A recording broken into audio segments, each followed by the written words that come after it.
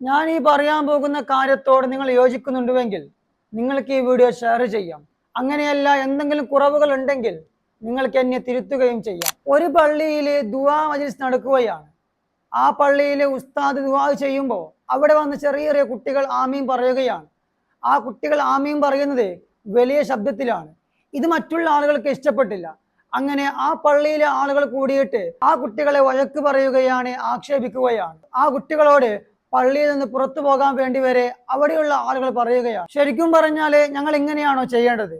ഒരിക്കലുമല്ല.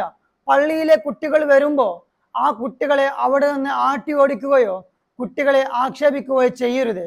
അങ്ങനെ ചെയ്യുകയാണെങ്കിൽ കുട്ടികൾക്ക് പള്ളിയോടുള്ള താല്പര്യം കുറയുകയും അവർ പള്ളിയിലേക്ക് വരാതിരിക്കുന്ന അവസ്ഥ ഉണ്ടാവുകയും ചെയ്യും. കുട്ടികൾ പള്ളിയിൽ ആമീൻ പറയുമ്പോഴോ അല്ലെങ്കിൽ ദിക്ർ പറയുമ്പോഴോ സ്വലാത്ത് പറയുമ്പോഴോ ശബ്ദം വലുതാവുകയാണെങ്കിൽ മറ്റുള്ളവർക്ക് ബുദ്ധിമുട്ടാകുന്നുണ്ടെങ്കിൽ ആ കുട്ടികളെ അടുത്ത് വിളിച്ചിരുത്തിയിട്ട് അവരോട് പറഞ്ഞു കൊടുക്കുക, മക്കളെ നിങ്ങൾ പള്ളിയിലേക്ക് വരണം, പള്ളിയോടുള്ള അടുപ്പ് നിങ്ങൾ ഒരിക്കലും കുറക്കരുത്, പള്ളിയിൽ നിന്ന് നിങ്ങൾ ഒരിക്കലും വിട്ടു നിൽക്കരുത്. നിങ്ങൾ പള്ളിയിലേക്ക് വരുന്ന സമയത്ത് ആ പള്ളിയോടുള്ള അതവുകൾ കാണിക്കണം, പള്ളിയിൽ ശബ്ദം അധികരിപ്പിക്കരുത്. ഇങ്ങനെയുള്ള സ്നേഹത്തിന്റെ ഭാഷയിൽ കുട്ടികൾ പറഞ്ഞു കൊടുക്കുക.